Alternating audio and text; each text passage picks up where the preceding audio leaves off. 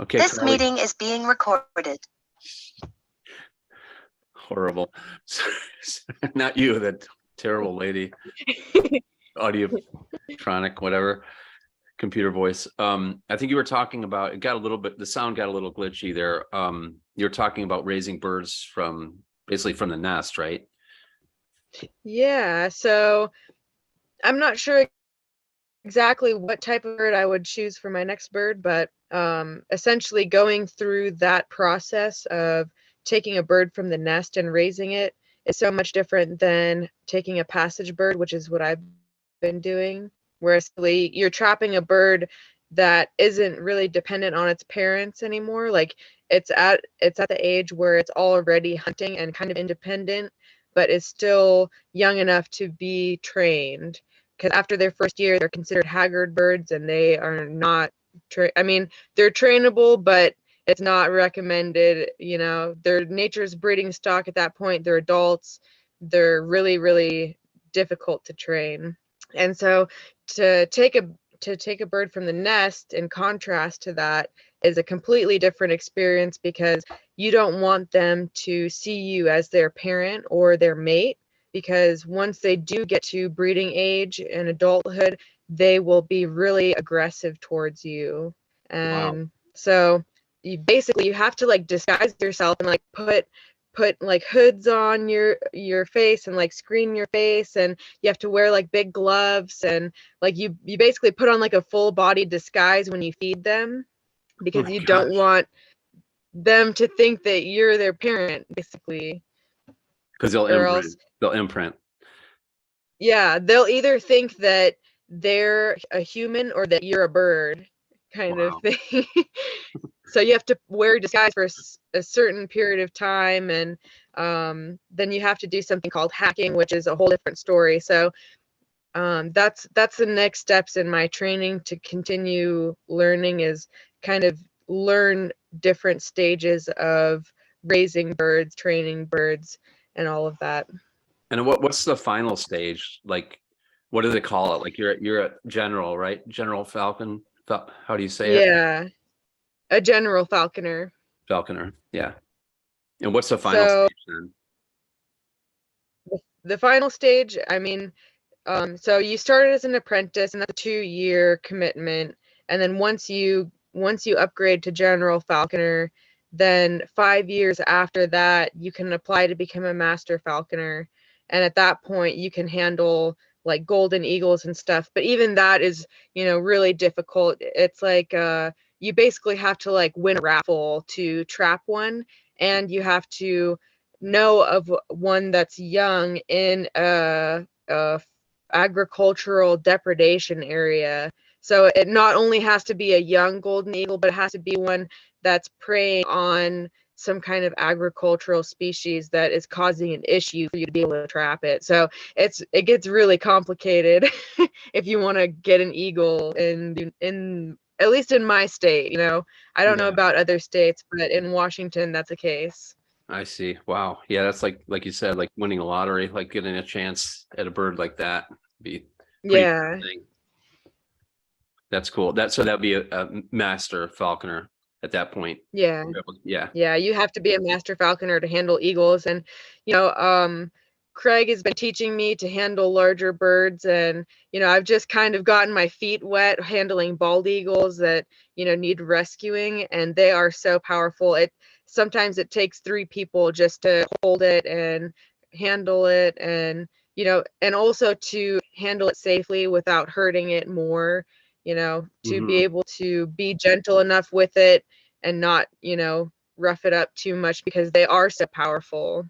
Hmm. Yeah, you could hurt it by just trying to protect yourself, Yeah. Yeah.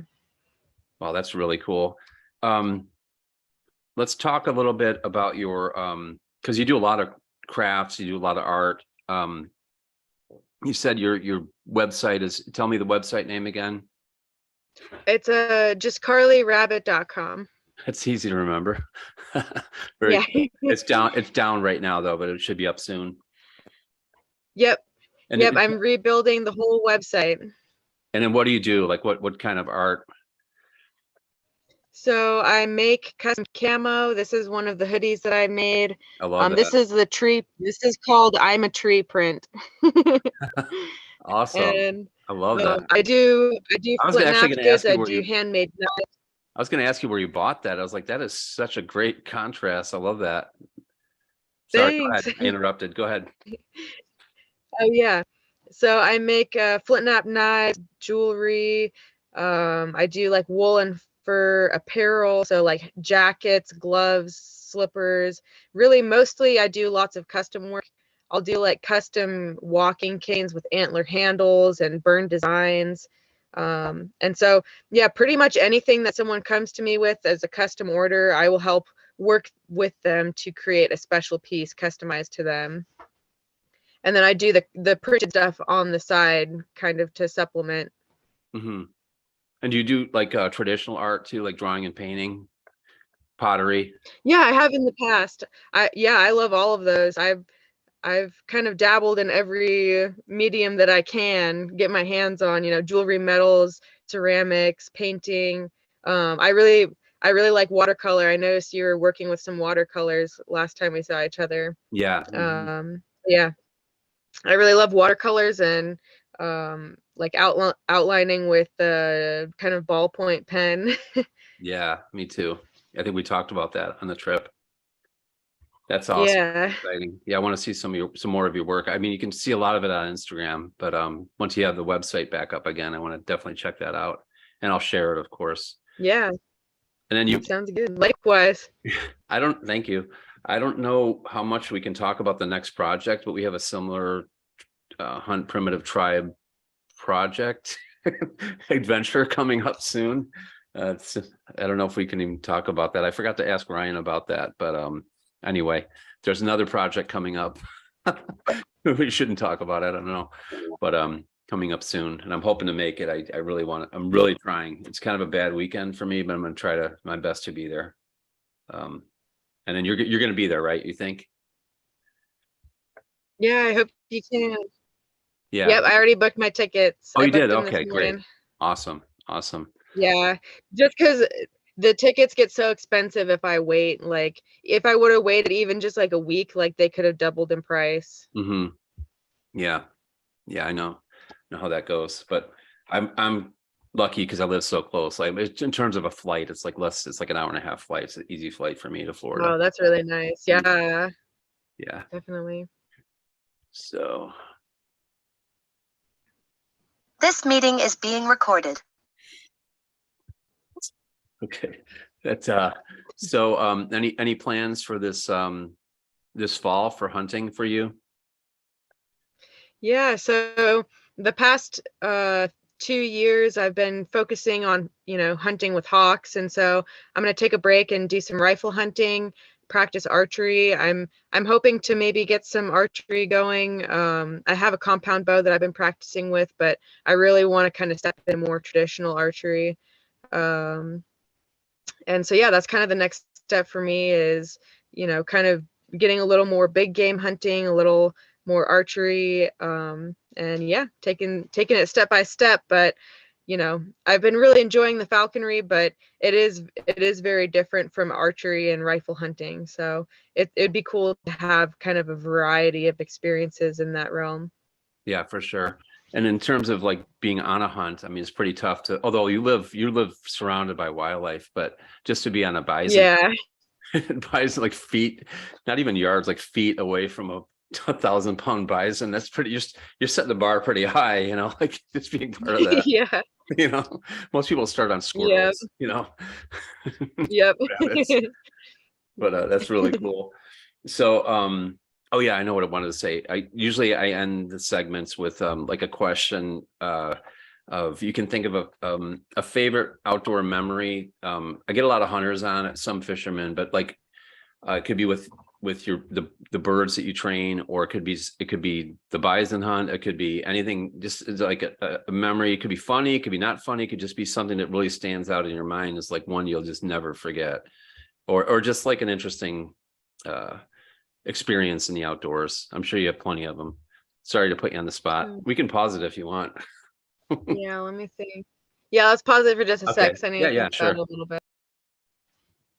This Sorry, meeting is being recorded. sorry to put you on the spot like that. Did you have one in mind, a story?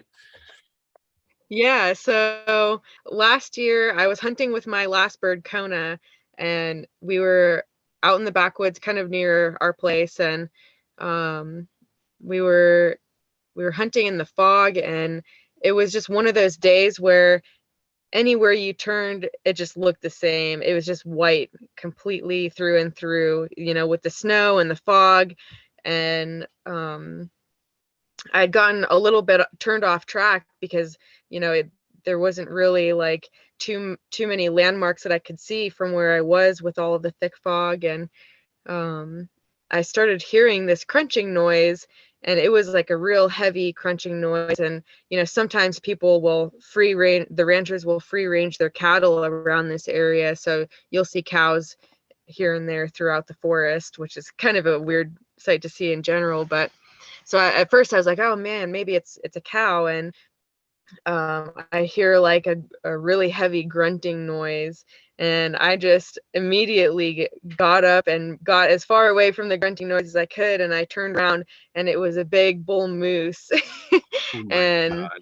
it was just a sight to see. I mean, I'd seen moose kind of off in the distance, maybe across the pond, up by Empire Lake, near where I live, but to see one that close up and to realize like, oh shit, like I could have been charged.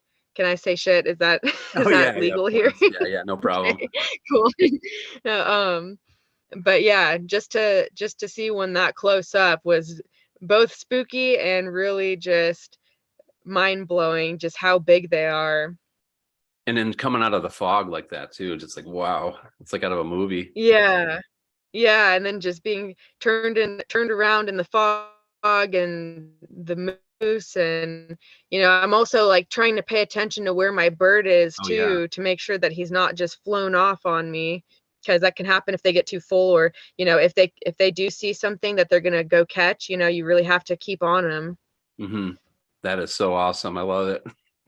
I can picture it. That's super cool. Well, Carly, this has really been fun. Thank you for coming on. Do you want to share your like your Instagram, how can people follow you basically? Stumbled all over that. How can people follow you? Yeah, so most of my stuff is up on Instagram at Carley_Rabbit. I also have Twitter and TikTok and Facebook at just Carley Rabbit. No spaces or periods or anything. And then, yeah, I also have my website that will be back up in the next couple weeks at carleyrabbit.com. That's awesome. Thanks so much, Carly, for coming on. I was thinking, Thank you. I That was was really thinking, fun. I was thinking for the next adventure, we could do a group podcast. Can you imagine how out of control that would be? Yeah, Like, that would be awesome. some would be talking more than others. I'm looking at you, Joe. Yep. Thanks so much again. All right, Thanks. let me stop it there. Yeah, I'll stop it there.